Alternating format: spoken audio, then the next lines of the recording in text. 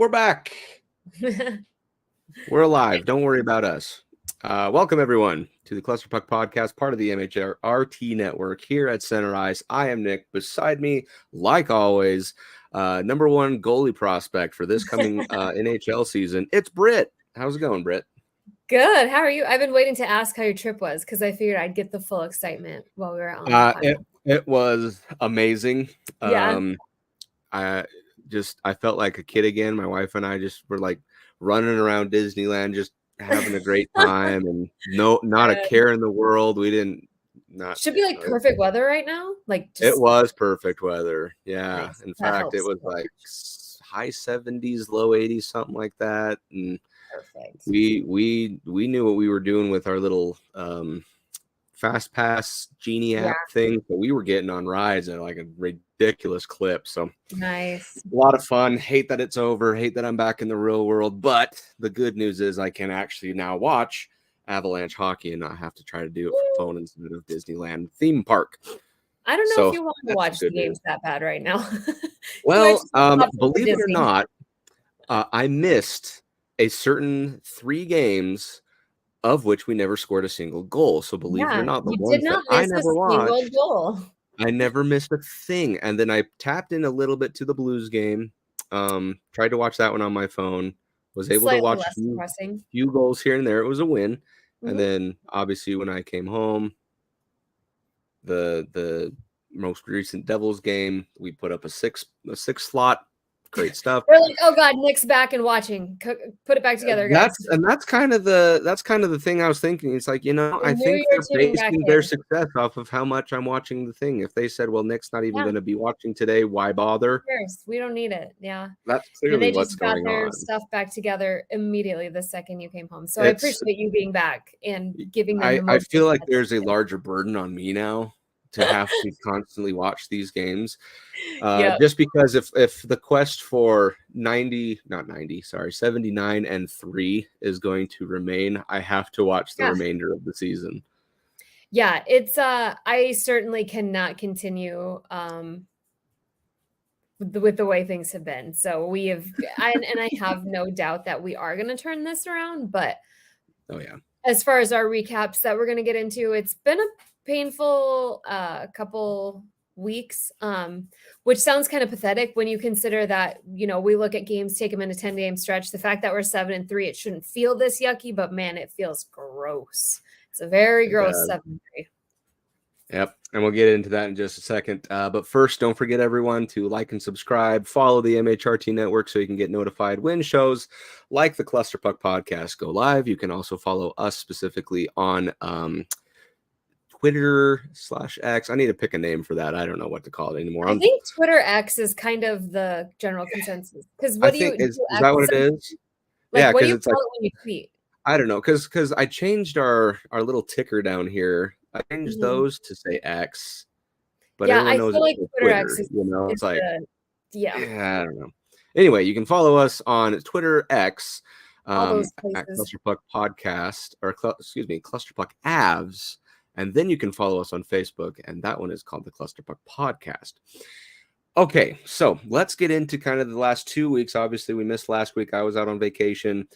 Avalanche decided they didn't want to do a dang thing, and thank goodness, because that means I didn't miss much. Mm-hmm. So not a lot to say about the 2 shutouts at Pittsburgh and at Buffalo. No, gross. I mean I was on a radio show in Denver, like the day after the Penguins loss. And it was like, I was just like, if you're going to get shut out by someone, like the Penguins would be it. But the thing is, we got Vegas coming up and we just don't want to get shut out by Vegas. That's what you're prepping for. Yep. And so I apparently sent all the wrong vibes into the universe. And all of a sudden, all this bad luck just leaked out of your mouth, and it was all of them on the plane. Yeah. I spoke to like the optimism, like this isn't going to happen again. This isn't a team that lets this happen 3 times in a row. And the Vegas game was one of the most truly depressing games I've ever seen this team play. Like our core as a whole, since even before the championship, like it was awful. I mean, it was truly awful. It was embarrassing Like for me, it was embarrassing. Yeah. And so, like I said, I went back to try to watch anything I could come up with, and that's the problem. I couldn't come up with anything. No, right? there was And really no positives. There was nothing that came out of it, and that's the thing is I guess my biggest takeaway in the negative sense was just that Georgiev was just he hit a slump. That's all it was. Bad. And that's the thing is goalies will have that, that's just kind of the way the nature of the beast for any NHL goalie is. They'll be riding high and then just out of the blue they can't stop. And this is my big thing is like I talk about this at the USHL level. At this point in their abilities, coaches aren't really coaching goalies to be better goalies. You're guiding them mentally, and that strength is going to come from the mental strength. Yes.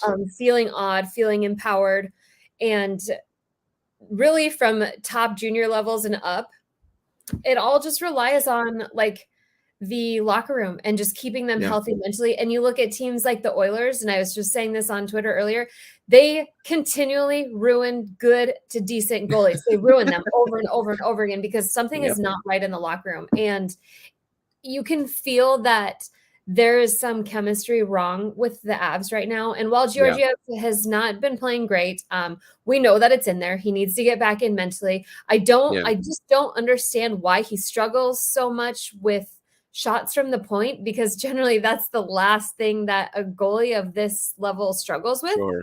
I mean, he's making some truly incredible saves, and then it's just like he's just not seeing stuff from the point. But he's going to get it back. I'm not concerned with his ability to get it back, because even if he had a shutout, you can't win 0-0. And I know that they guide the feel of the game, but there was no end in sight to the struggles of the first all the way down to the fourth line. There was, I don't think that he could have put any life in this team, even if he had scored the freaking goal himself. I agree.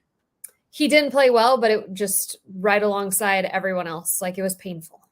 Exactly. And you look at I guess I should say Tuesday's game against New Jersey, and all of a sudden they're right back to normal. It was just one of those weird things that it's like that you snap into your slump, you snap out of it.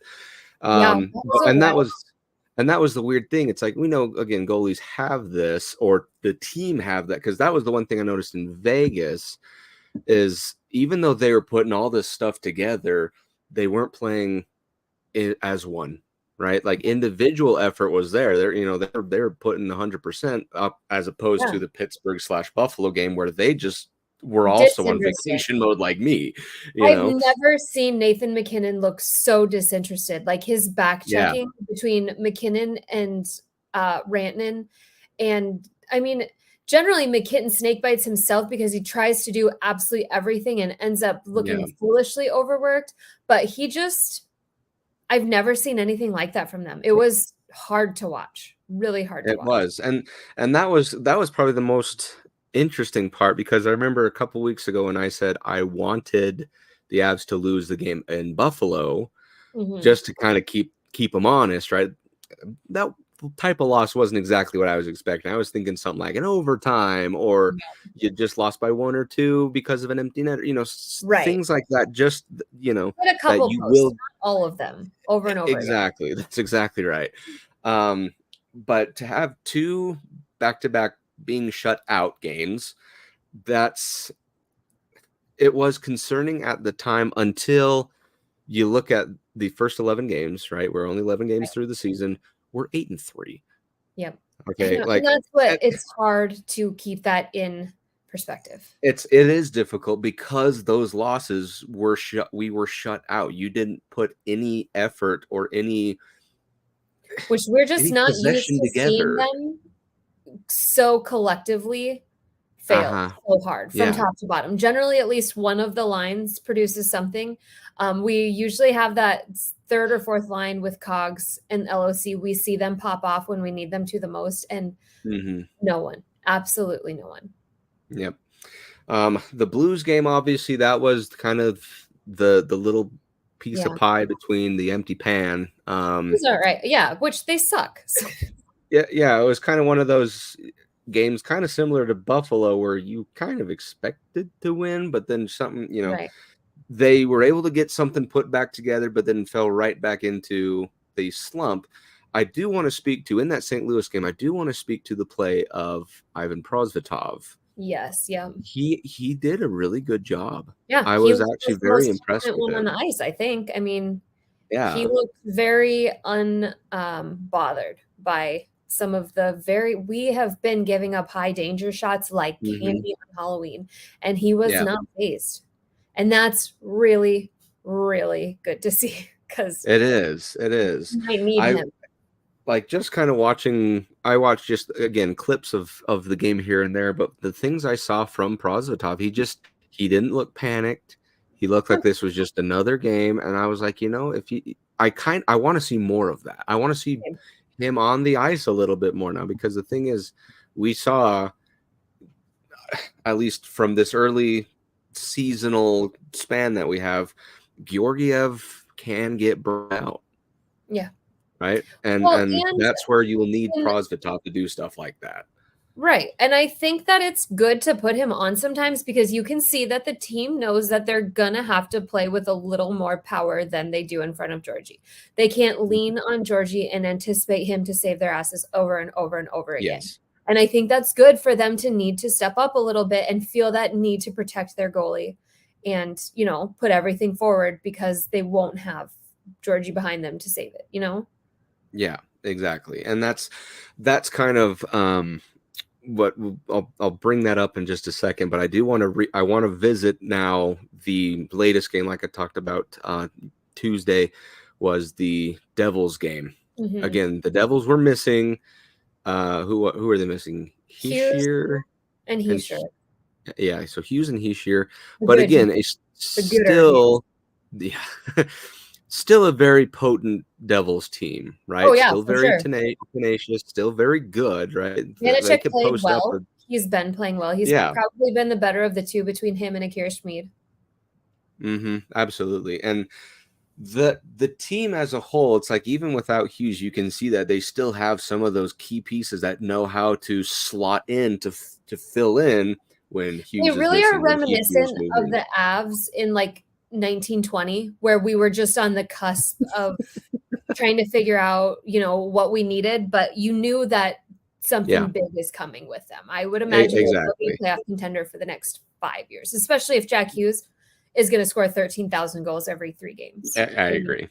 They are definitely going to be a lot more of an issue when he's back. It's a shame that he's gotten. I think he's at 20 points in 13 games, something like that. Yeah, he's just playing unreal numbers right now. It's amazing to see, and that's the thing. It's like players like that, even though it's difficult for them to replace, it's good to have that type of supporting cast. Speaking of the Devils, to take up those spots, and you look at the Avalanche last year, it was pretty difficult to do, especially when you were missing both Cale Makar and Nathan MacKinnon, or just one even. It was just really difficult to string 4 wins together or anything like that. So the Devils clearly had something going. They had that supporting cast to go. However, in this rock'em sock'em fight that was a game, and the most wild second period I've probably ever seen the Avalanche play in a long time. That second period was mass chaos. It was hysteria. Like, I don't even know what to say. So I don't even know if it feels good or not. It was just wild. We saw Ross Colton get real crankier than we've ever seen him get. Granted, I don't think it was as egregiously malicious as a lot of people want it to be. But that was going to be my question. Was what is your take? Do you think the minor, the major, and the game misconduct were deserving? No. I mean, I think that hit on Hughes was not nearly as gnarly as it looked. He definitely went very soft on that. I think that the way he turned his back, he decided to go on the defense just at the last minute. If you've watched him play, I don't think that he's ever been fined even. And if you listen to how he talked after the game, and the fact that Bednar stood up for him, and Bednar's not really one to not he'll call a spade a spade. Oh yeah. Yeah. And that's what I think, that the 2 minute is certainly good. And I know that it looks worse, kind of even compared to the Makar hit, where it wasn't as malicious as it seemed. But I think that Hughes definitely not acted, but it just looked worse than it was. And he did apologize. And I just don't think that he's as big of a douche. He just turned his name off for like 5 seconds. It's just really weird. Yeah. And that's the thing is, just looking at these first few games, way dumb. I would also agree. But just looking at Ross Colton in these games that he's been playing, I've really enjoyed watching him. I love it. Right? I absolutely love him. He is just kind of this big sweetheart, that he's not as malicious as he was on the Tampa Bay Lightning. And that goes to the Avalanche culture, the way that they run their program. That's not what we're focusing on, right? So you go into that whole game, or the second period, I should say, game's tied. The whole thing kind of started with Miles Wood, who he had himself a game in many different ways. That's his old team, and he's out there to prove a point. And that's honestly, the two are pretty comparable in their overall tenacity, like relentless tenacity. So Miles Wood just absolutely rocks. Was it Siegenthaler that he hit? Yes. I want to say it was Siegenthaler. And it wasn't dirty. They were all clean hits, in my opinion, right? But the thing is also like 19 feet tall and 400 pounds, so he's gonna rock. The Miles Wood hit, I have an interesting take on it because yes, he did hit him as he was kind of going down in an awkward way. Still a clean hit. But the noise, the impact and stuff, most of it went to Miles Wood as he is going nose first into the glass after he makes the hit. Hard. He took it pretty hard himself. Anyways, clean hit, those Siegenthalers on the ground. Clearly someone's going to take exception to that. And they knew that he had a point to make. It's his old team. Yeah. They didn't want to pay him. They let him go. Like, he's got a point to make, and that's his job, and he did it. Like, exactly. And he's been more productive with the Avs than the Devils didn't want to lose him because they know that that's who he is. Exactly. So he's got to make a point to prove that you should miss me, Yep, exactly. And then so Dougie Hamilton takes exception to this, checks Wood in the back, knocking him down. Very hard. He gets a 2-minute. Now this is where I want to put a pin in that move, okay? In the check that Dougie Hamilton did. Now we fast forward. Mikko Rantanen scores a goal. Great. Now we go to the Ross Colton incident. So, in my opinion, I don't think either of those, like, I understand the referee's point of view, but I really disagree with the call, right? Mm-hmm. Ross Colton had already begun to start his check into Hughes before Hughes then just last second tried to ditch away from the puck. And then obviously, in my opinion, they were about shoulder to shoulder, about even to the puck. There was no type of charge. He did load up, but he had to finish his check. Well, and he has a lot of body on Hughes, doesn't he? I don't think any of the Hughes guys are big. They're not, how would I say, large in stature, so to say. So yeah, I don't blame Ross Colton one bit for wanting to finish that check. Now the problem is because Hughes was turning away, that's where that checking call comes from, I guess. Or did they call it a boarding call? I can't remember what it was. I think it was boarding. Actually. I think it was a boarding. So again, it's like I see how the refs could call it that. I would personally disagree. But my biggest complaint comes from the fact that Timo Meier, when he comes, takes exception to what Ross Colton did. Ross Colton's there defending himself, right? And he's trying to push Timo Meier out of the way, get him out of his face. And I think he was trying to get his glove to kind of push his face away, but instead he just doesn't judge it enough, and it's his stick. Yeah. And that's where the referees all of a sudden panic. He specified that. I mean, and it's just looking at his track record, that's just not cross-checking somebody in the face is not his gig. Yeah. But the thing is, you are responsible for your stick no matter what you're doing. And exactly, right? So by letter of the law, yes, it's a cross-check to the face. That's, again, where I can see where the refs are coming from. But again, you have to look at the situation in context, right? You have to see what had occurred. Some people are so incapable of that. It blows my mind. And that's the thing. It's like, again, you see all the angles. Even the NHL has angles that we at home can't see, right? Mm-hmm. However, a cross check to the face is a cross check to the face, and the refs wanted to put the game back in the, kind of control it as quickly as possible. So, of course, that means 7 minutes between those. Yeah, I was going to say, is it a whole 7 minutes of penalty? 7 minutes of penalty time. And was the one a major? So a goal doesn't cancel it, right?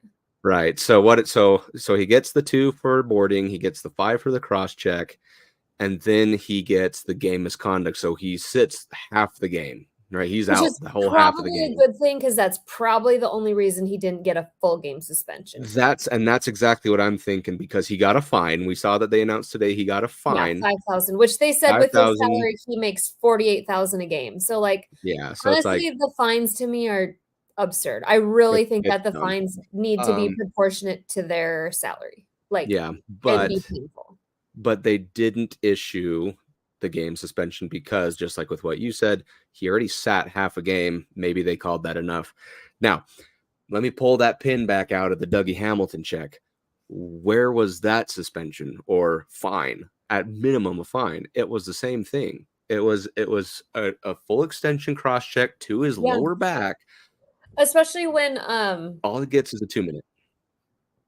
Who just got somebody? Was it Charlie McAvoy? Who just cross-checked one of the Seattle guys in the back of the head on the ice? Went full Jamie Benn.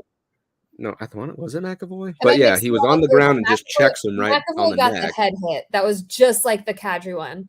But yeah, and I don't think that did that one even get a suspension? Maybe a 1-game suspension? Something like to that. the back of the head on the ice. So already we've thrown all consistency in suspensions and stuff out the window, because I thought when they gave out 2 4-game suspensions, I'm like, this is it, we got it down, they're not messing around this year, and then immediately it's already just off the rails. So Ali has notified me it was Mangiapane who checked Jared McCann. Oh yes, that's what it was. The Kraken just have really checkable faces, apparently, because people seem to really. The good news about it, maybe Seattle's going to go ahead and stop going after Cale Makar and go after Andrew Mangiapane. Yeah. Always a silver lining, I suppose. And that was gnarly. That should have been a couple games. There's just no consistency. We're right back. There never will be. And luckily this is what comes as a surprise, is since there was no suspension, I kind of feel like we got a lucky stroke through the NHLPA's little whatever spin the wheel of game suspensions. I don't know.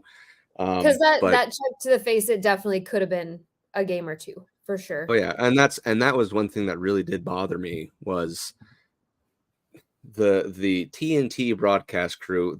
Everyone on the national broadcast is just out for the Avalanche. They're so desperate to not acknowledge anything positive with the Avs. It physically hurts. They revisited that incident in the third period. It's been gone and done, an afterthought. And I want to say it was Eddie Olczyk goes back to the incident and he says, "Yeah, I wouldn't be surprised if this is a 2-game suspension." And it's like, dude, I understand you can have an opinion and you're more than welcome to it. But first off, that thing happened now 30 minutes ago. Yeah. Second of all, you're kind of supposed to be on neutral ground for this game, right? But it's so painstakingly obvious that these national broadcasts. Yeah, I feel like Biz is the only one that will acknowledge the Avs. They're all, what's hysterical is they're all so hard for the Oilers, and now they're all just like, they have. Did you see that comprehensive thing that they did, this huge national broadcast survey, and it was an overwhelming percentage, 75% of all of these national broadcast and media types picked the Edmonton Oilers, and so now they look so stupid.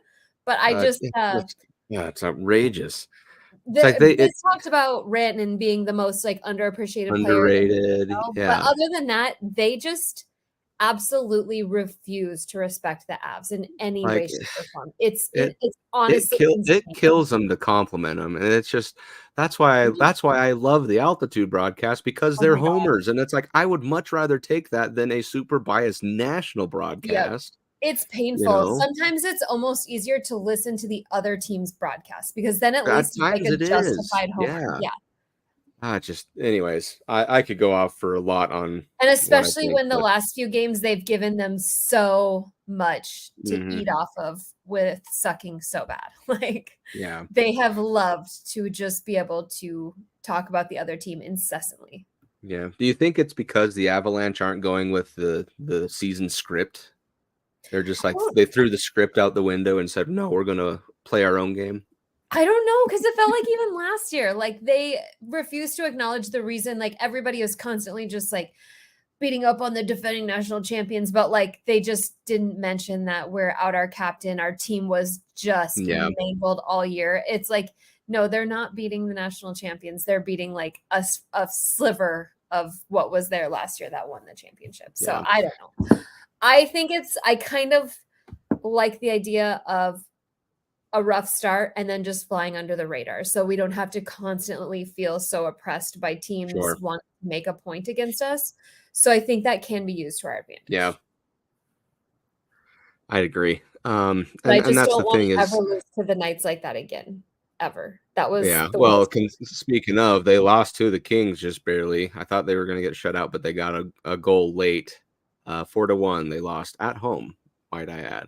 Really? Well, and then to just speak to the parity of the NHL, the Kings or the Knights go out and lose to the freaking Ducks the next day.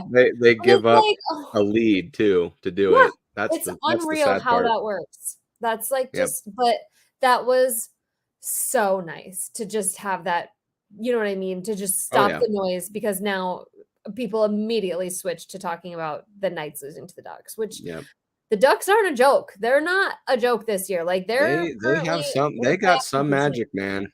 They got some magic. The Oilers are going to play themselves out, and I know that it's early, but you can play yourself out of the playoffs way faster than you can play yourself in. So they just put Jack Campbell on waivers today. I believe isn't that nuts? Actually, they ruin goalies. They have done something. I think the last actual legitimate goaltending that they've had was Mike Smith, and that was only in 2022. Yeah. And then people are like, but Jack Campbell was wrong for Toronto too. And it's like, okay, well then let's just open it up for what it really is. Canada ruins goalies. Because Toronto and our friends north of the border do not like that position. They just destroy them emotionally. They absolutely destroy them. Yep. I have so much faith that a team could pick up Jack Campbell, which unfortunately his contract just isn't friendly for a quick pickup. But I just think that he could really get back on track. I think it's definitely an Edmonton and Toronto problem. Yeah. And I mean, you look at something like Freddie Anderson, all of a sudden he goes to Carolina and voila. Yeah. If the dude could stay healthy for 7 minutes, what is it that he's out with right now? He's out with. Oh, what was it that they just said that he had? So weird. He got was it an MRI or something weird like that? All of a sudden, it's like he's week to week. But he's having oh my god. Oh, hang on. My behind the scenes is texting me. Blood clotting issues. Blood clotting issues. Like, what is that? So that's probably kind of scary if you're a goalie. Is that not something that should sound the alarm as far as this could threaten my career? I don't know. Medical testing. So if you're clotting from a bruise, I don't know really exactly what it means, but I mean they said that he should be able to make a full recovery. But do you recover from blood clotting issues? I don't know if he has to get on a thinner, or if it's not that he's clotting too much or clotting too little. I have no idea. I've never seen this poor guy. If he could just string together 2 seasons of medical certainty, he could probably be one of the best NHL goalies. He'd have Vezina written all over him. It's such a shame. Yeah. Such a shame. Anyway, kind of got off topic, but back to the Avalanche. No, It's an us thing. Don't we love talking hockey, and we'll talk hockey till the cows especially come home. goalies. Anyway, so moving in now to, I guess, looking forward, we have, I think, 4 games. I just forgot how many we had. Is it 3 or 4 that the Avs So have? we've got Seattle. Let's see. So at home against Seattle and St. Louis, then back to Seattle, and then at home against the Ducks. So those 4 games. So weird. It's a very strange thing. I think, honestly, the only one that I'm most intrigued to see is the Ducks game. Same. Because Seattle, I feel like we should beat them all pretty soundly. Seattle is kind of struggling with, and that's kind of what happened last year. Is they struggled in the beginning of the season, and then they took off. So I think it's probably a good time. Isn't like a comeback with like strong tenacity, like those like brute wins. Like they just have to be like a slow and steady, like they need like a good strong flow. Yeah. I just don't see them as somebody that's going to come out and like win wild games, because that's just not how they're built. So I really feel like they shouldn't be too much of an issue, which, knock on wood. But the Ducks, they're flying by the seat of their freaking pants. Like, they're playing with house money, man. They beat us like 10-0 at this rate. Like what they're, I don't know. McTavish like is Frank Vetrano has hit a different stride, man. It's amazing. And I just don't hate it. Their fans deserve it. They deserve it. And the problem is, what's his face? Zegras has not done much. So when he decides to wake up, they're just gonna go up a level. Like they really are. Yeah. So hopefully he decides to wake up after that game. That's right. Once it's all said and done. So kind of the big, I guess, key to the game, if you want to call it that. I don't know what, but just with the Seattle games, plural, you have to realize that Seattle plays a very different style of hockey under Dave Haxtell. Yeah. And that is like, it's going to be puck management. That's going to be kind of the big thing, because they're not how do I describe Seattle? They are very calculated with the shots that they do take, and they seem to get all the puck luck, right? So that would be what I would say is defense really has to be on point. But at the same time, if you fire shots at Grubauer or Decord, whoever's in net for them, eventually they do break. And we need to get out and score the first GD goal for once in our lives. Yes. Oh my God. Score early and score often. We've said that a million times in the 2022 season. Yeah. As optimistic as I am about our ability to take games back, it would just be nice to not have to come from behind once in a while. No, I totally agree. I think what would be the best equivalent to that is I could tell you right now, the game against the Blackhawks where we shut them out 4-0. That one was like the most carefree, worry-free game.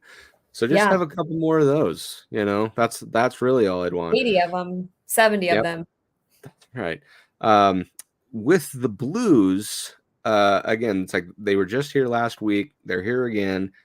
I don't really know. I guess my concern again is Binnington if he goes into playoff mode. And that's really it. He's lost. I think that I don't know if he's even has he been broken like for good? I don't know, because so bad that last game, like that fight in him.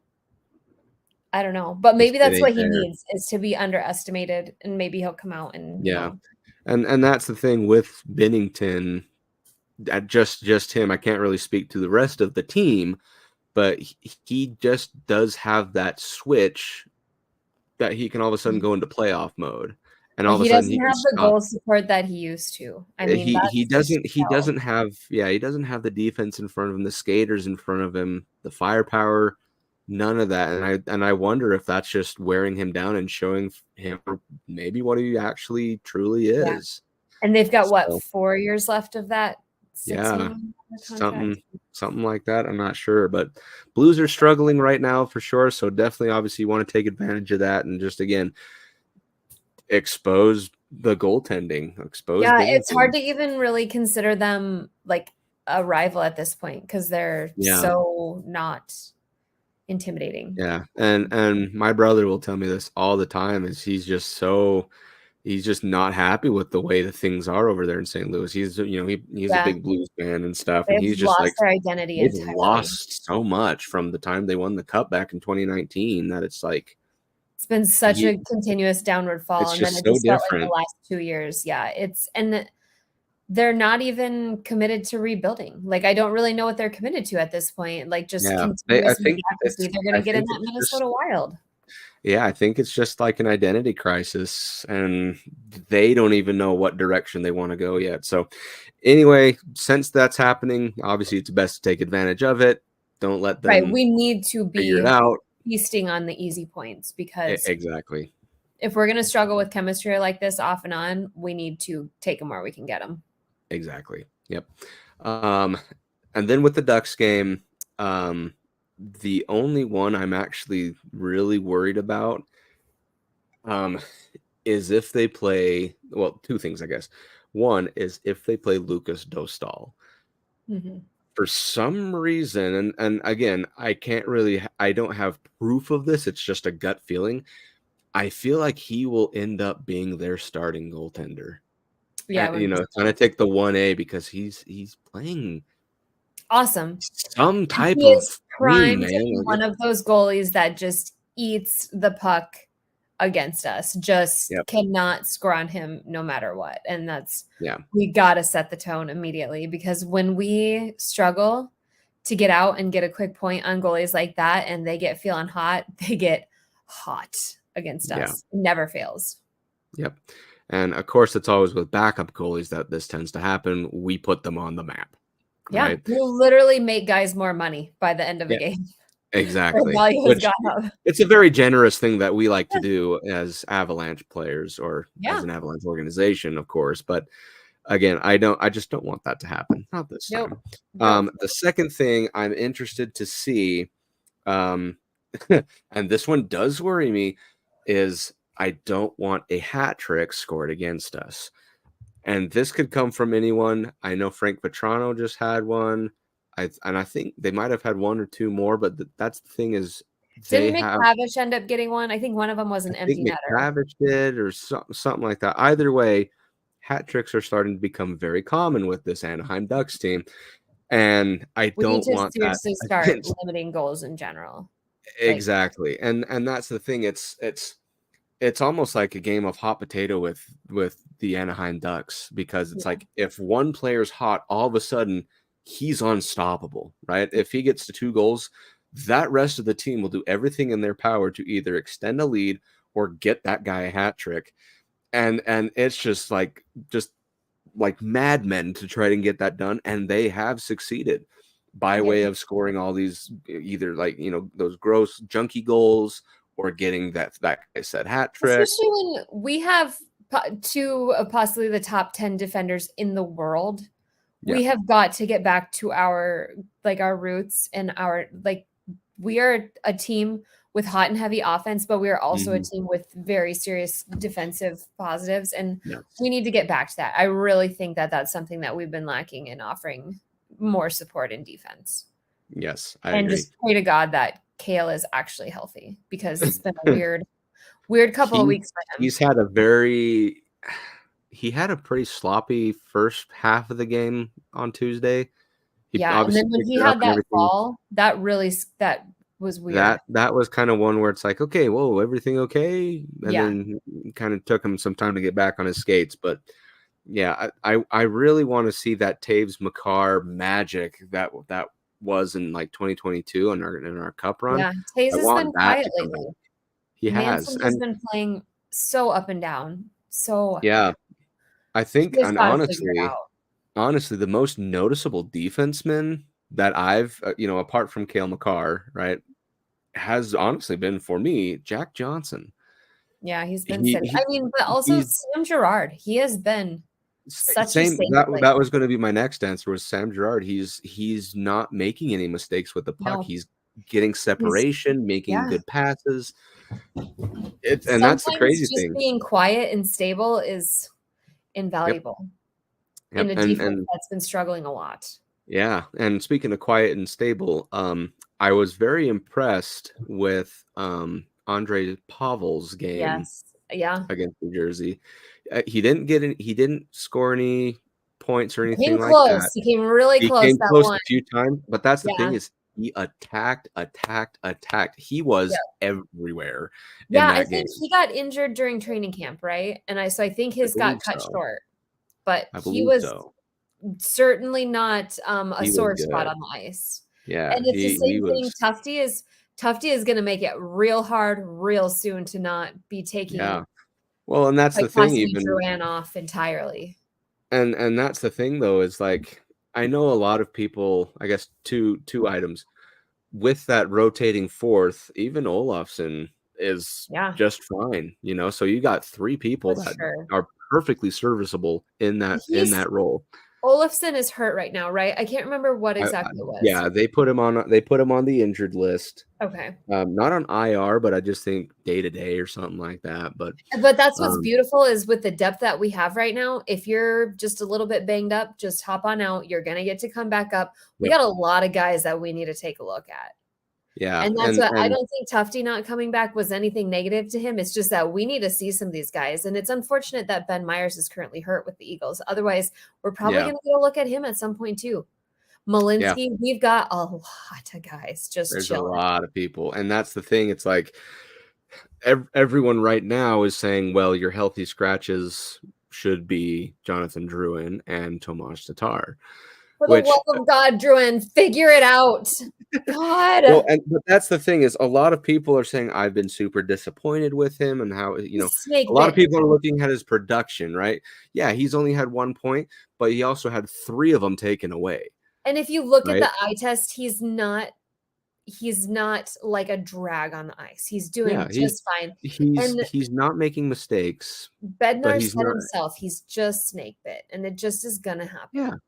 And that's the thing is, I bet you as soon as he gets a goal or something like that, stuff is just going to start pouring out of him. And it's the same with Tatar. Tatar has been a 20-goal player for 7 seasons now. It's going to happen. Like that. It's all just about right now to let him, sizzle. It's just we got to get guys in and out, and that's just who it's going to be. And that's exactly it. It's as it stands because of the ice time that they're playing right now, the production that everyone says is lacking, those are going to end up being the players that are going to get swapped for those guys. And again, not because of poor play, but because they're looking for something that could ignite some more, right?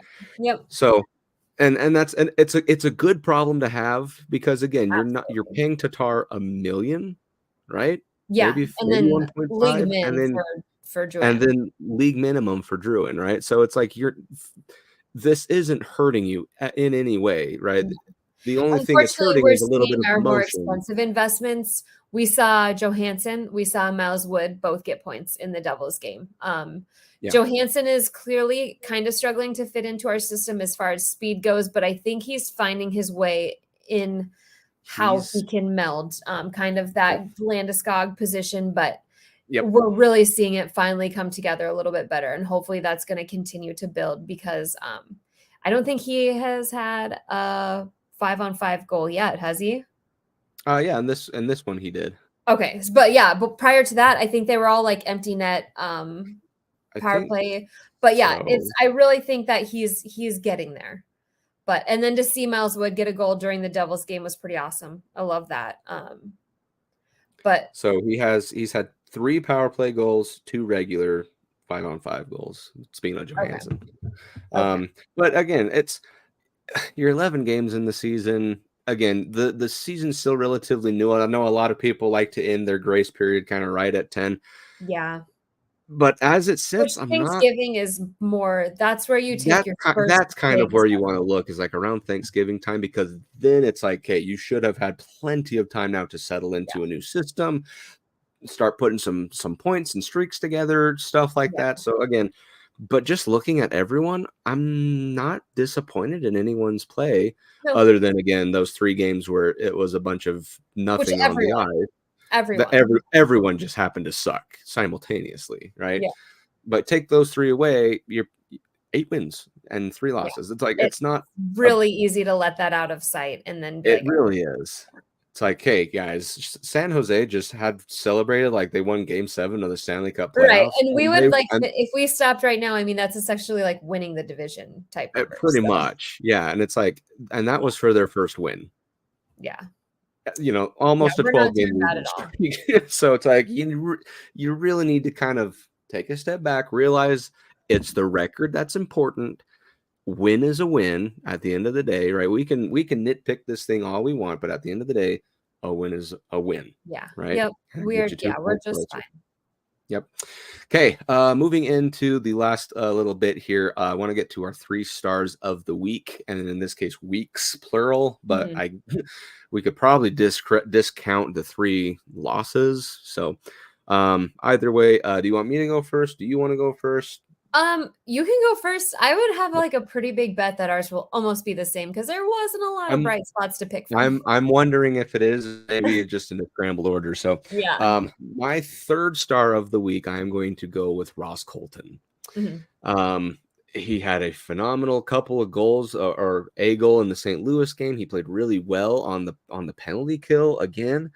And then obviously this game against the Devils, nets a goal, has his big fiasco, but that to me kind of put him, right on the map as far as I have no need to be concerned about Ross Colton and his ability to create shots, score on those rebounds, because that was the type of goal he had against New Jersey. Stop whining about my contract. I earned my stay. Exactly. He's played great for the last couple of weeks, and so I'm going to give him the 3rd star. Hoping he produces even more, My 2nd star, I'm going to go with Nathan MacKinnon. That one, again, shouldn't be too obvious. It's like he continues a point streak, or a bunch of point streaks, I guess. It's at some point you knew he was going to get on here. He played fantastic in the New Jersey game. He didn't really have that many mistakes. Same with the St. Louis game, played really well. So I'd probably give him the credit there for the 2nd star. And my 1st star, I am going to go with the toothless wonder, Miles Wood. I did not realize exactly how toothless. Yep.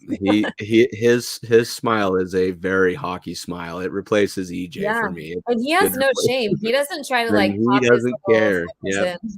He's not like Landeskog where he's got the insert, the retainer. Because that's how EJ used to be so obsessive about having it in if he was going to talk. And no, he's just out there. He's got a list. It's just the tooth is gone and everything. You can see his list. You wouldn't even have to hear him talk. And he has quickly been a big crowd favorite in the last couple of weeks. And that game against New Jersey, he was a bright spot, man. He was amazing. That shorthanded goal he had about 2 or 3 chances to have another. Great passing, great technique. That he has that gear that when it matters, he's got that gear. And that's something that a lot of guys struggle to turn on. And that's what my stars are basically the same. I think that I kind of struggled with which is not fair, not putting Nathan MacKinnon in just because it feels so easy, but it was nice to see him come out and be mentally regulated again without, but I kind of always feel like when you've got Prosvetov coming out there, he deserves somewhere up there because kind of stepping in when the Avs have really been shitting the bed and you don't know what you're going to get out of them. And he didn't look nervous at all. So maybe that's just my, my 4th star we can call, but I'm definitely impressed that he could step in such a crappy time and just really be unfazed by it. I like that a lot. In a backup goalie, that's what it takes, is to know that you're going to get played when the team is generally not doing so hot, coming in, taking over games, finishing them. He's now closed out a game and didn't let I think he only got 8 shots, but that's important and really, really valuable. So he's probably my only throw in there, but otherwise it's the same. Ross Colton and Miles Wood, just really couldn't ask for much more out of them. Yeah, I think with the additions and like we talked about with Johansson being new, it is a process. It does take time, but you can start to see signs of them getting comfortable in there and knowing what their roles are. Like it feels Especially like Ross Colton might make a fight for taking that second line center job. Yeah, and I'm not mad about it. It really could be, either way. And you see players like Val Nichushkin, even though he hasn't had the goal, he's had plenty of good chances. His forechecking is back in today.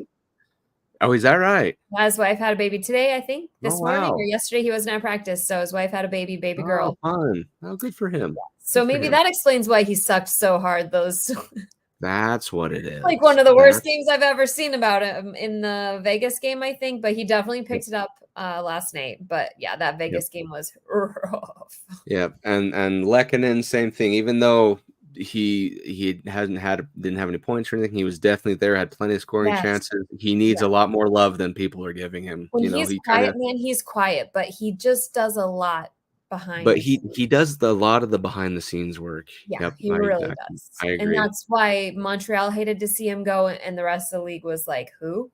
Which, oh my God, Connor McGahee's call for him, we're up all night to get Lecky, is just so good.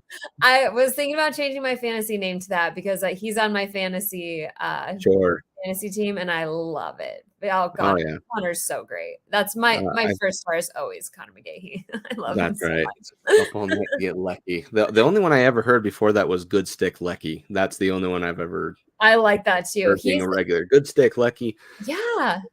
I don't know that this must be a this year one because I've never heard it till this year. So I bet that popped into his head and he's like, "Oh God, yes." It might be, and I find that's the thing is I know like with nicknames and stuff for the players, like I know they have set nicknames and stuff like that, but I've started to call them all these different things. Especially when you have guys whose names are impossible to spell, like Nichushkin. I refuse to even try.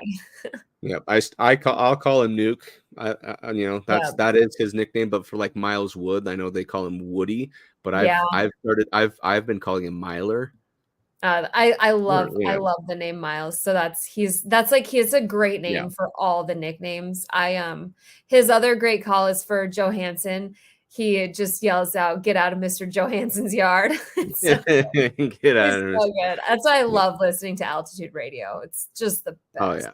That's one of the best. You can't go wrong. So anyway, that's going to wrap it up for this episode. When you're watching this, obviously they will be playing the Kraken here momentarily.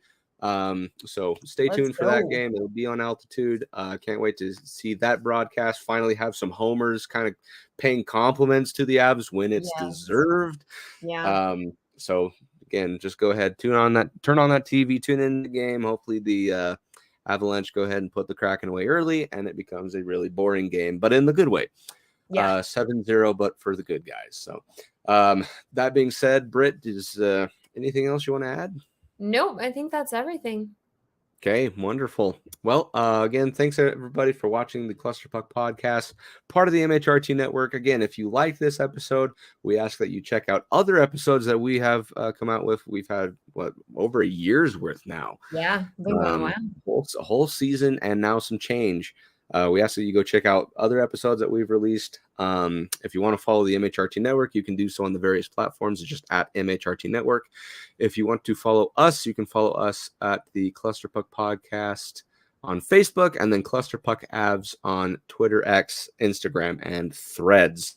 With that being said, here's hoping the Avalanche win this game against Seattle and win the rest of the games this week for that matter. Yes. And as always, have a good week and go Avs go. Fast lane when I pass in the street, bag of money in the passenger seat. Tempo's been asking for me on the road from the west to the east. Way up, I might never come down, cause the coast's racking up the flight miles. So high, I might never come down, so what, this is my lifestyle.